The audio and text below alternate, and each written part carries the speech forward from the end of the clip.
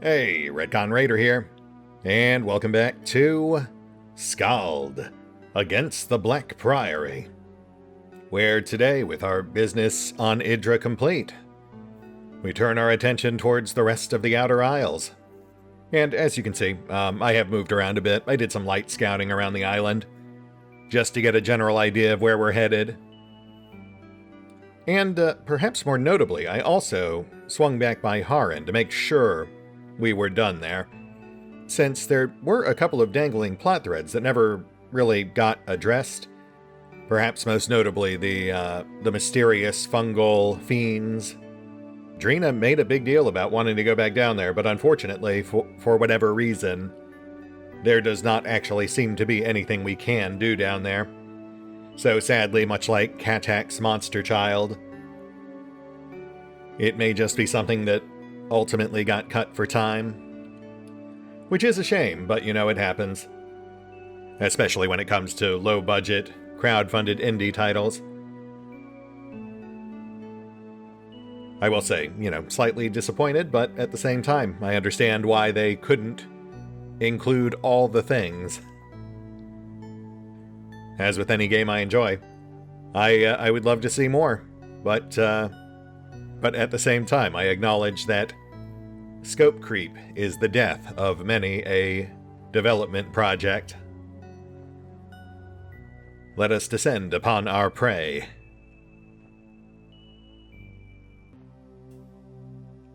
Ooh, intellect, okay.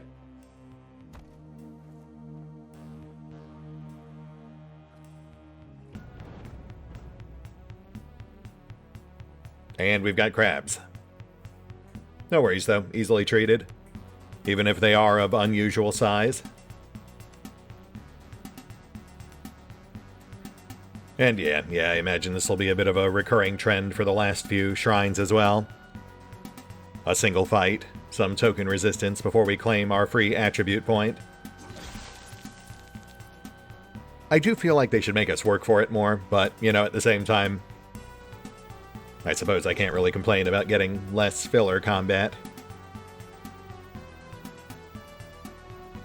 Especially given that we're apparently pushing into the final third of the campaign here. But, you know, we'll see. I am very curious to see what awaits us in Fergal, as well as the Tower of Ash. Those seem to be our last two big optional locations before endgame.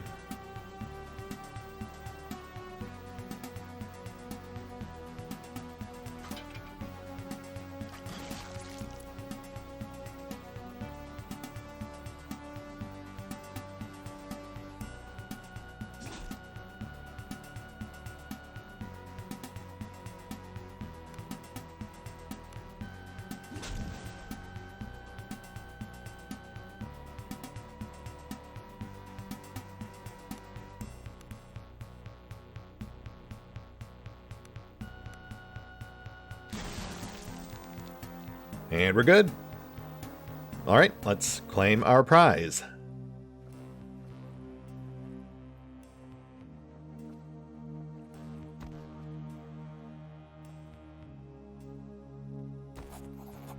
An ancient, weathered Imperial Way shrine. You kneel and recite the Pilgrim's Prayer. Huzzah! 8 hours older and 8 hours wiser. Though to be fair, intellect is itself, just mechanically, a stat that's largely useless for the majority of our crew. I believe the singular character who actually benefits from it is, in fact, Embla, who herself is already perhaps a mite bit too smart for her own good. But we'll take it. Free stat point's a free stat point. On we go.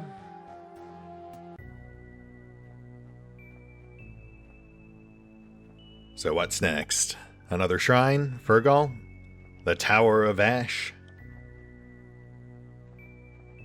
We'll just kind of tackle things in the order they come. Inappropriate.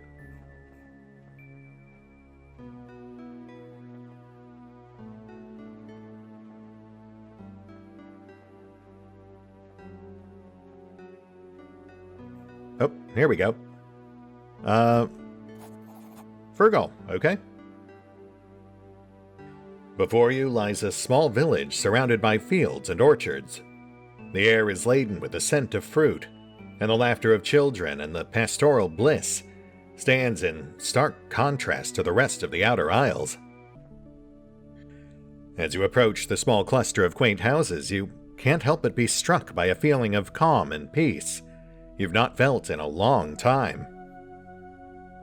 By the grace of the Golden Dead, it would appear a small sliver of life as it once was in the Outer Isles has survived, Drina says with a sad smile. Ahead on your right lies a tavern that looks exactly like the kind of tavern where the meals are hearty and the ale cooled just right. Your stomach growls at the thought. Cat stares, mouth agape, first at the tavern and then at you, pleadingly. We're stopping by there whether you want to or not. Looking around, you notice Roland has fallen behind the group, and now stands, seemingly transfixed, a few steps behind you.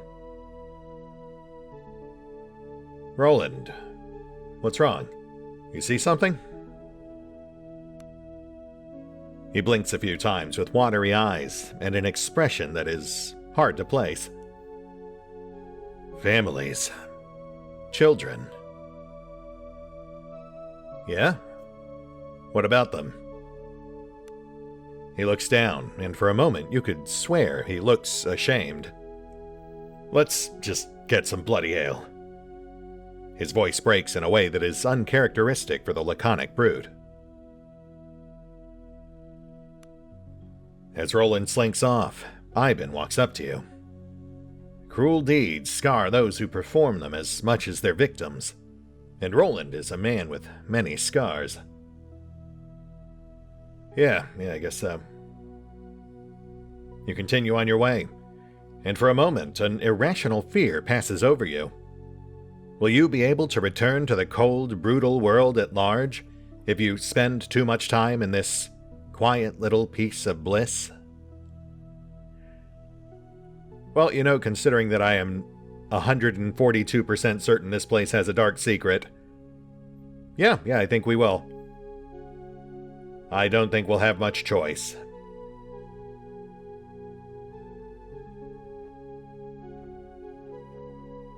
Oh wow, they just kind of dropped us right in the middle of town. Okay, I guess we'll start at the tavern and then spiral out from there.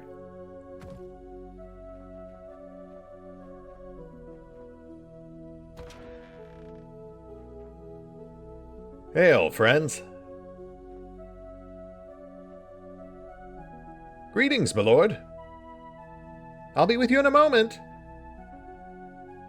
The Baron's a good man. Welcome. Also, another mercenary. I'm excited for the carnival.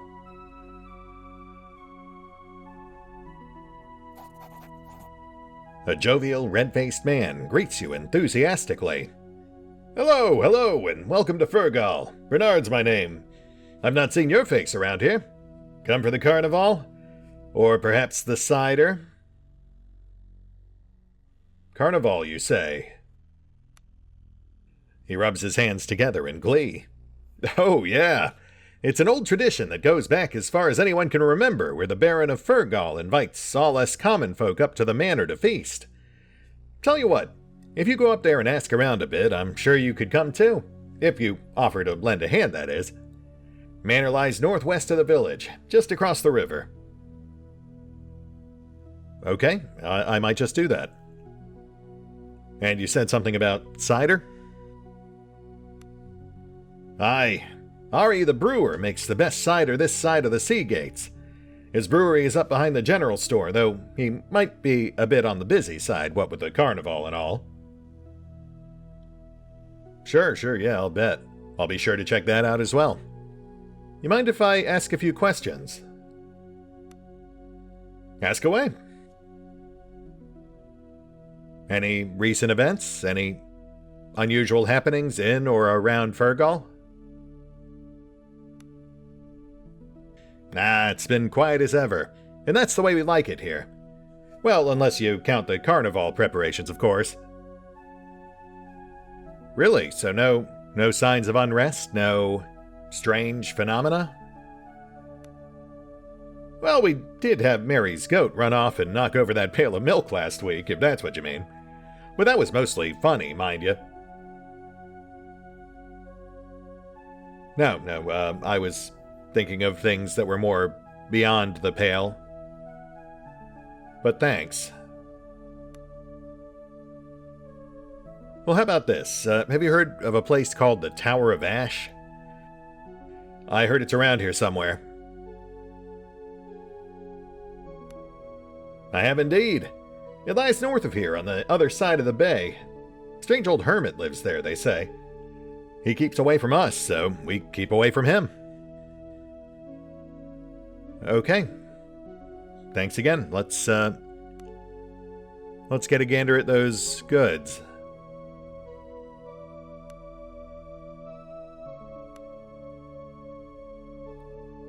So, tower to the north, no signs of odd events out here.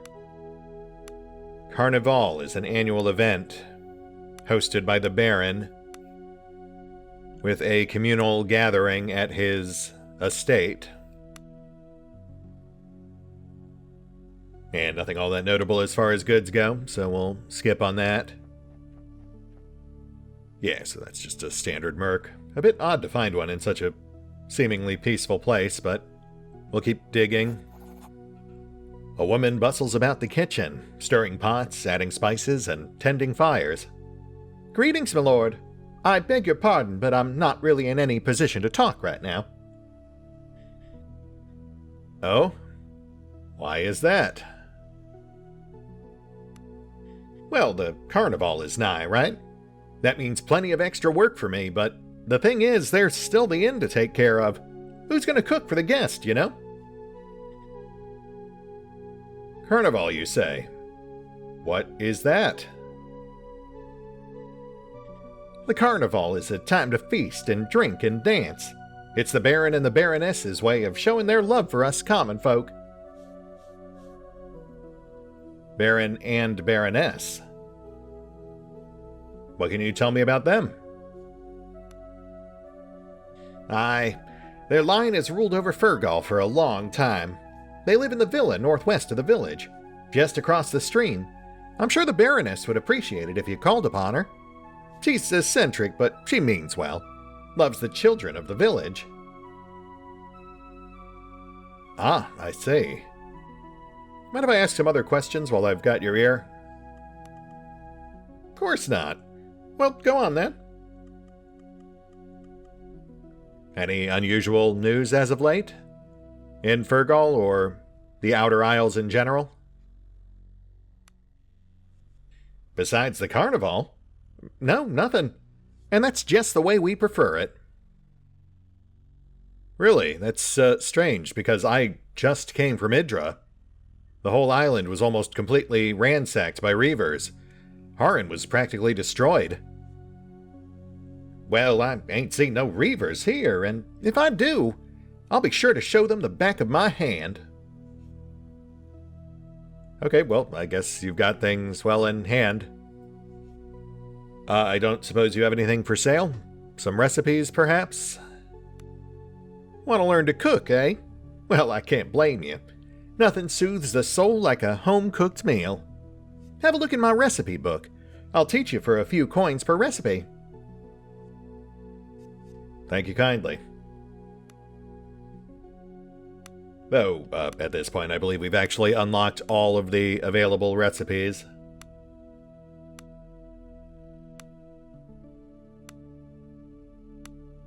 Yeah. Yeah, another sign that sadly we are getting towards the end of the campaign. So the locals in Fergal are completely oblivious to what's going on in the rest of the Outer Isles. Hard to say how suspicious that might be, considering that we don't really know what the communication infrastructure is like in this setting.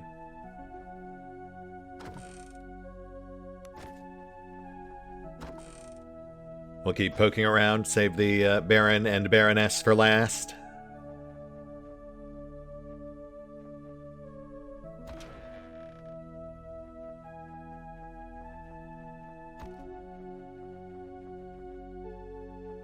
And there's our right edge. We'll just follow that down. Gives us a good reference point on how to fill in the rest of the map. Hey, doggo. Yeah, we'll just keep following this down until we hit the bottom edge.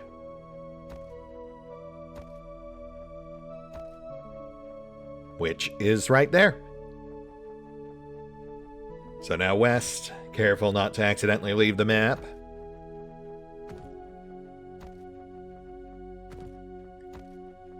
We glimpsed a tree in the illustration of Fergal.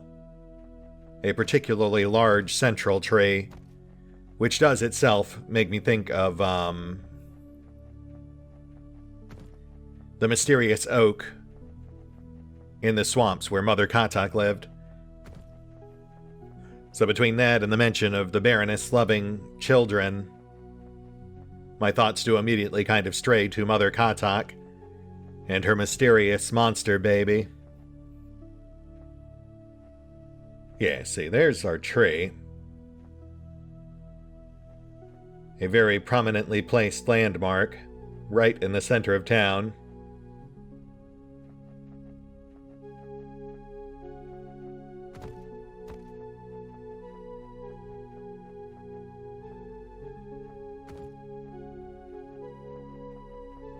Let's check the brewery. That should be around here somewhere.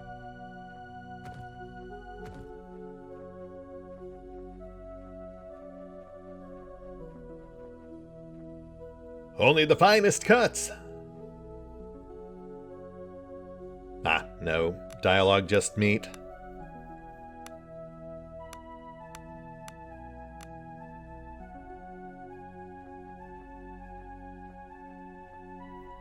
Get your greens here. And your cider here. Produce, nice. And cider. A smiling young lad with a shock of yellow hair calls out to you. Greetings, traveler. Can I interest you in some fine Fergal cider? I promise you'll not get it fresher or better anywhere in the Outer Isles. Yeah, Fergal cider. I've heard about that. Some sort of local specialty, right? Indeed. It doesn't get much more local than this. My dad makes it right here at the family brewery. He motions to the buildings behind him. Now, what'll it be? Can I interest you in a few bottles? You know, I might just take you up on that, but you mind if I ask a few questions first? Sure, you may ask some questions.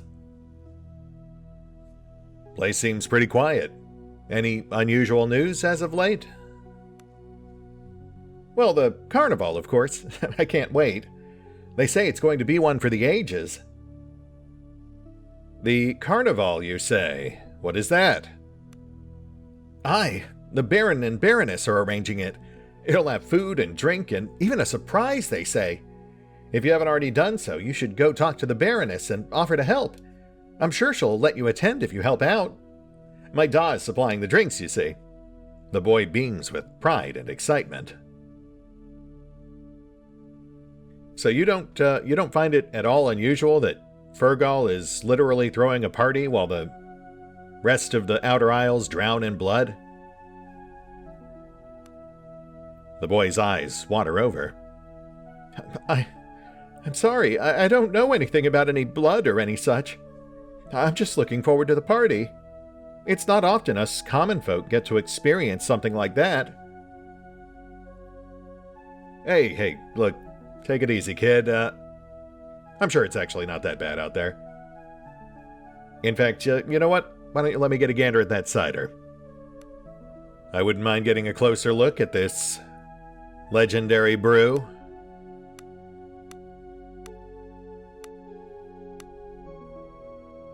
Fergal cider. Sparkling and sweet, this cider comes from the slow-growing orchards of Fergal. Many claim it's the best in all the Northern Empire, whilst a handful of bad apples will complain it's too sweet. Oh, and we actually already have a couple of bottles, so I guess we'll pass. Sorry, kid. The thought does occur, though. given that sacrifice for better yields was a recurring theme. Oh, hi there. Hello there. Looking for something? I am, actually. You wouldn't happen to be Yulia, would you? I met your sister back in Harran. Why, yes, that's me. My sister, you say? You must mean Julia? I'm expecting her to visit me any day now. Yeah, she actually asked me to tell you. She's sorry she's late, but, she's safe. Yulia looks more surprised than horrified. Are you sure you're not mistaken? Julia is not late at all. In fact, she's still not due until a day or two. And what's this you're saying about Harran? We've had no news of any calamities. No, it's definitely true, I can assure you. The whole city's strewn with corpses. I've got to say, it seems pretty odd that you folks haven't heard about it. Well, I'm not sure what to say about this. I suppose that it's good my sister is safe if we are indeed talking about the same person. Very well. Thank you in any case. Yeah, no problem. As the woman goes about her chores, you meet Embla's eyes. The woman was late for her arrival 2 days before she was even supposed to set out. A misunderstanding, perhaps. Though I fear this is just another expression of the madness that grips these isles. Let's just be on our way. Interesting. No signs of foreknowledge from Embla. Perhaps the islands are running on separate loops?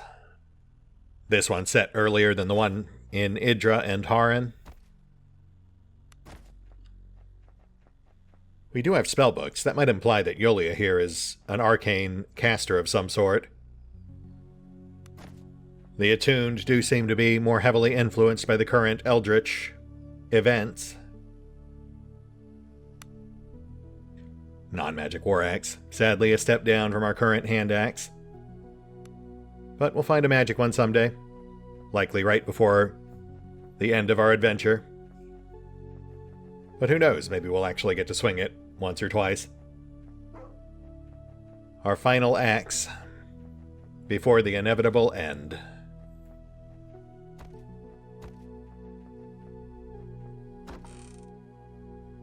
Mailed gauntlets of lore, okay. Might actually have some use for that.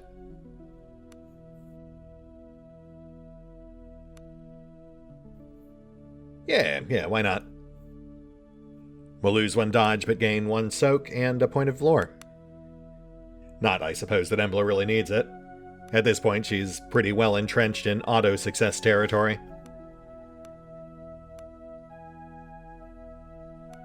And I'm not seeing any use for the hand-me-downs. We'll cash those in once we get back to the ship.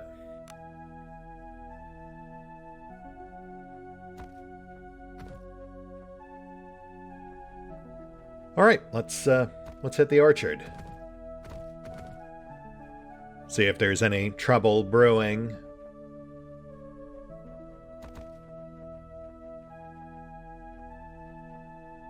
Yeah, I was saying earlier, the thought does occur, given the recurring theme of sacrifice in exchange for better yields back in Harran. We very well might be seeing something similar here. Fergal is known for its cider, so perhaps they are carrying out some sort of similar horrific sacrifice to improve their orchard or cider yields. And while we could be looking at some sort of time shenanigans here, I suppose it is also just as likely we might be dealing with the controlling fungus again. We have that strange tree, plus, I guess all these crops in general that are growing up out of the ground. And as we saw back on Makala's farm, the farm back where we first washed ashore, plus the crypts, of course, This thing comes up from underground. It infests the well waters or sewers or crypts, and then expands upward from there. Perhaps it's taken root in the local crops or tainted the cider, and is now, if not outright controlling the populace, at least influencing it. It would make sense if it was, in fact, influencing them through their crops or cider or whatnot, to keep them oblivious to what's happening in the rest of the Outer Isles, and instead stay focused on continuing to cultivate their crops and further expose themselves to its alien influence. Well, hello there. Hail, friend. Oh, you're just a generic vendor.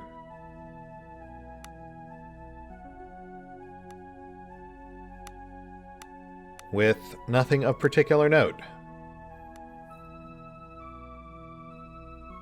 Not what I was expecting, but okay. I guess I'll just take advantage of your hospitality real quick, then be on my way. Don't mind me. So where's the actual orchard? And the brewery? That was a storefront. I'm gonna guess back here, I guess.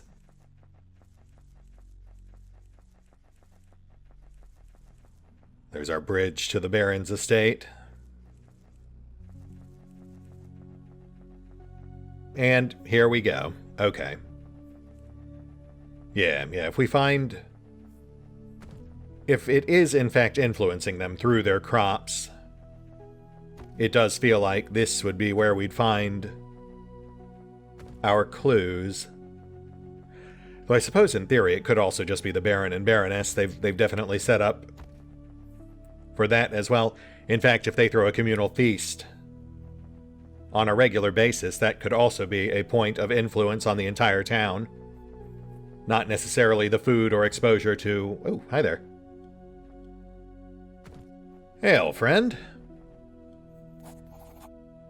A pot-bellied man hums to himself as he pours a clear, golden liquid from glass to glass, swirling it around and then tasting it. He thoughtfully sloshes it around in his mouth a few times, and then spits it into a bucket. What's wrong? No good? Oh my, no. This cider's the best batch yet. He looks at you with a roguish smile. Only problem is my wife gets a bit on the sour side if I come home red-cheeked after tasting the wares all day. Right, yeah, I guess that does make sense. The man chuckles and offers his hand. I'm Ari. I run the local brewery. I'd wager you'll find no finer cider in all the Northern Empire, and certainly not in the Outer Isles. Here, have a try. Ari offers a glass of the golden cider. Yeah, okay. Why not?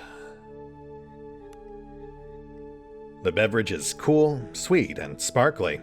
Truly, it is some of the best cider you've ever had. Good, yeah? Ari nods in eager anticipation as you drink. Let me! Cat greedily grabs the cup from you, drinks deeply, and then belches in a way that is decidedly unladylike. Magi's ball! Is there any more? Her eyes are wide with excitement. Yeah, it's, pretty great. Hey, I had some questions. Oh, yeah? Yeah, given the reputation that Fergal's built up, you must have some sort of, family secret in cider, huh? Well, I do remember one of them Imperial surveyors called it a microclimate. At least that's what I think he said. It means that the area around Fergal is real mild and soft on the fruit trees compared to the rest of the Outer Isles. And then, since we're so far north, everything takes a long time to grow and ripen, and that's what causes the fruits to be so sweet. He gives you an impish smile. There's that, and then there's the family secrets, of course. My family's been doing this for a long, long time. Yeah, I'll bet. Say, could I get more of that cider for the road? Of course. My lad sells it by the bottle in front of the general store. Oh, and Bernard might even have a few bottles left over at the inn. Fantastic. I'll be sure to swing by. Thanks. Interesting. So, growing conditions that encourage slower and milder growth. You know, that does immediately circle me back around to the whole mind-controlling mushrooms thing. Only, if we apply the slower and milder growth element, that could explain why they're not able to directly control people like they did back in Idra.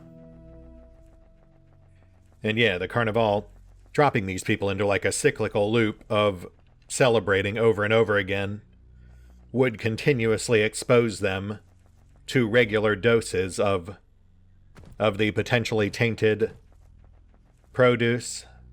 Which, of course, you know, does mean that I probably shouldn't have drunk it back there, but...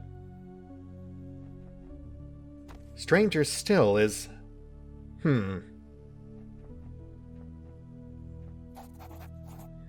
A young woman, dressed in the manner of a wandering minstrel, stands alone, looking out across the small lake. She hums softly to herself, stopping and starting over as if trying to think of words for a song. Oh, okay. Huh. The woman appears lost in thought as she mumbles the verse of some half-composed song to herself, over and over. Not gonna lie, the floating text made me think she was a fellow investigator. I will say, we're like halfway into the episode here, and we have yet to find anything really incriminating. So they're definitely slow-boiling it. It's a very stark change of pace from the much more visceral and in-your-face horrors of Harren. I feel like I've put together a pretty solid theory, but I also don't feel like we found enough real evidence yet to say one way or the other.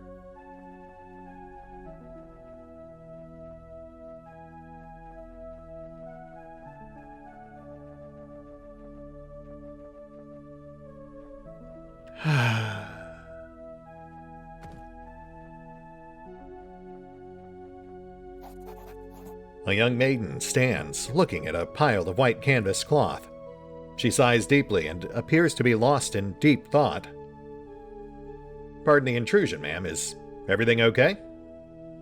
What? Oh, I didn't see you there. I'm sorry if I seem rude, but I'd rather just be left alone. She offers a weak but apologetic smile.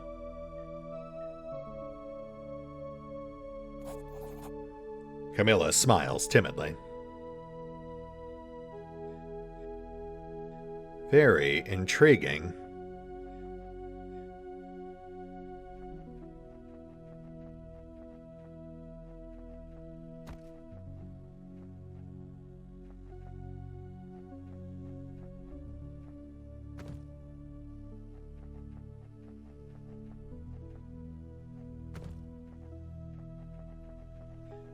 Don't mind me, just getting this off your chest.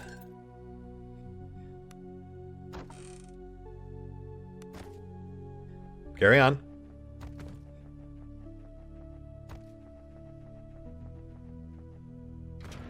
Oh. Ah, just generic ingredients. Okay. I mean, I'll take them, but not what I'm looking for. Man, this is so strange. All right. Let's make our approach on the Baron and Baroness's estate. Implication seems to be the Baroness is the one in charge of the Carnival.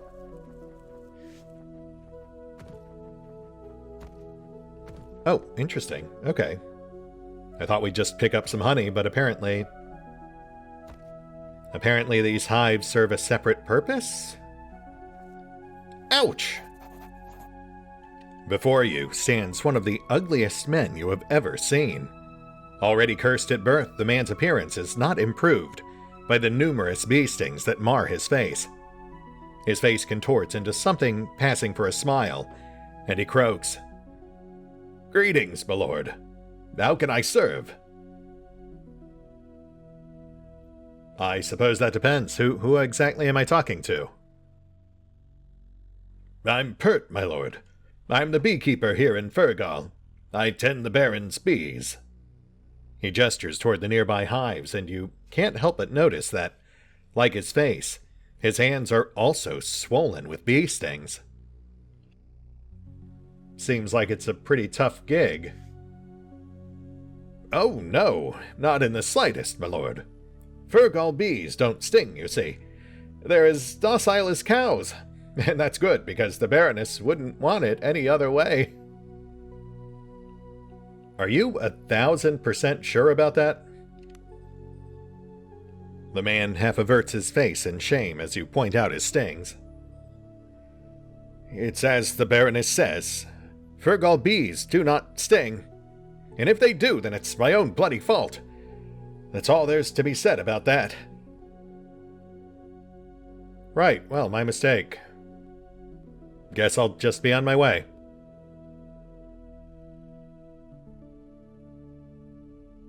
Okay, well that was weird, right? I mean, guy claims everything's fine even as he's breaking out in hives. He also singled out the Baroness, which definitely implies she's a central figure in all this. How's our willpower looking?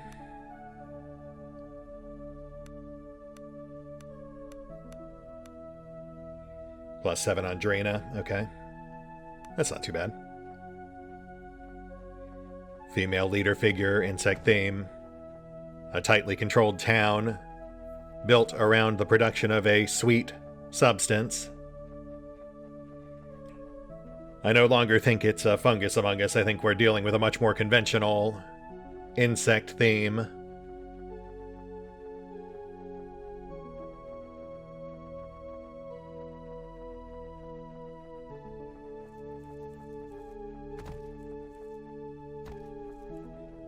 Sorry, just mulling on hypotheticals now. Queen bees control hives via pheromones. So gathering the townsfolk together for this carnival on a regular basis would certainly give her ample opportunity to exert her influence. Which does also bode poorly for us, given that we're about to go talk to her, but that's why I wanted to get a gander at our willpower checks real quick. If we see any willpower checks start popping up, then that's definitely what it is.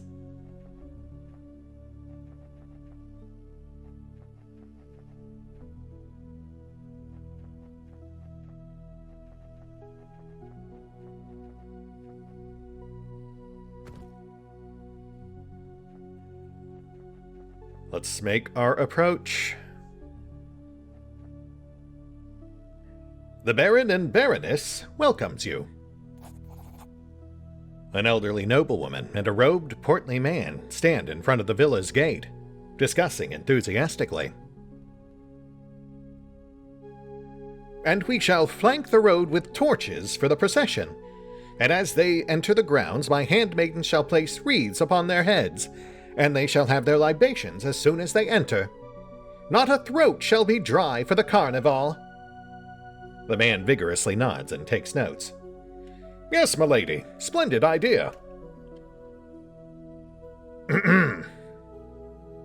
Well, well, Henry, what have we here? More revelers come to partake in our great carnival. Greetings, my adorable vagabonds. I bid thee welcome to the estate of the Baron of Fergal. I am his wife, the Baroness Griselda, and this sweet cake of a man is our major domo, Henry Flagstone. Henry offers several enthusiastic bows.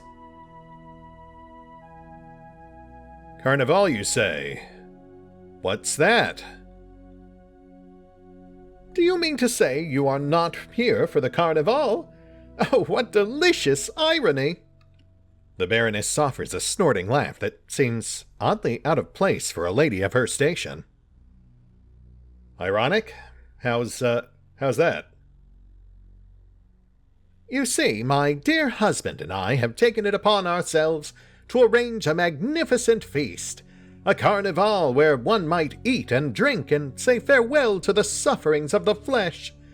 There is even an added surprise this year that is sure to elevate the spirits and enlighten the minds of all those who are fortunate enough to attend.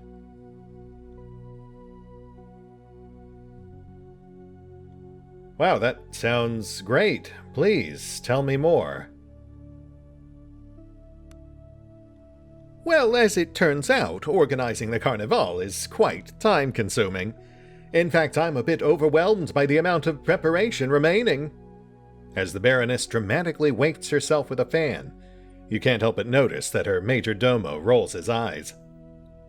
But perhaps the fates have provided for us after all, Henry?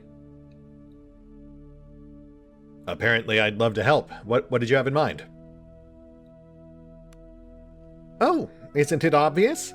You seem like a most resolute ragamuffin, and I'm sure that if you were to lend a hand, the carnival would be underway in no time. And you would, of course, join us in the festivities. The food and drink will be marvelous. Isn't that just a marvelous idea, Henry? She excitedly claps her hands, and Henry agrees so strongly that his jowls flap. I don't know, we kind of had pressing business elsewhere, but... Embla? Embla offers a tired smile in return. We have so much work to do, and Gottlieb beckons me. But perhaps a small bit of respite would do us good before we press on. Just so long as we don't tarry for too long. How about you, Roland? Any thoughts? Roland sighs. So much death and dying. I'm tired. If we're to venture into the jaws of madness, I'd like to be able to get shit drunk at least once before we go. Okay, well, I guess it's decided then, especially since our one other option to decline appears to have notably vanished. Cat lets out a small squeal of joy. I knew you couldn't turn down a chance for some fun. The dead knows we could all do with something to take our mind off all the bleakness. Even Roland, it seems, can't help but smile at the prospect of a night of some light debauchery. Very well, the Baroness exclaims contently. With you to aid us, we shall be done in no time. Now, pay attention. Your task is simple. Our carnival is dependent on the work of some of our beloved villagers. They may have clever hands, but they are a bit on the lazy side. She chuckles. And you'd like me to go help them? Indeed. Talk to Ari the brewer, Camille the weaver, and Clara the cook. Offer them your help so we might expedite their tasks. Give them my warmest greetings and remind them that the carnival is nigh.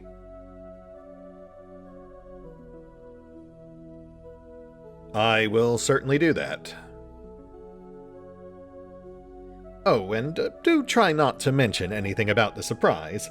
I positively can't wait to see their faces. Now, my lovely, be on your way. We shall await your return. Yeah, last thing I'd want to do is trade barbs. I'll be back. Interesting. Notice the handmaidens flanking her are both armed. No mention of the minstrel, the one we met out on the dock. Though that might be a later step, or... well, we'll chat her up regardless. Though sadly for now, I think this might be a good place to call it. Not the most action-packed episode, but definitely intriguing. The mind does run wild with speculation about exactly what we may have gotten ourselves into. I also notice there's no signs of the actual Baron himself, which, for me at least, immediately makes me assume that the unfortunate apiist south of here, the one who deserves to be covered in welts and stings, might actually be the true ruler of Fergal, displaced by this woman claiming to be the Baroness. Griselda? Not sure if there's any real symbology there. Sometimes a name's just a name. Alright, well, yeah, this does feel like a good place to call it. We've still got some party planning to do, but I do suspect that once this carnival kicks off, things will hit the fan pretty quickly. We'll hit the pause button for now. I'll take care of the usual off-screen bookkeeping, and we'll pick up here next time. See you then.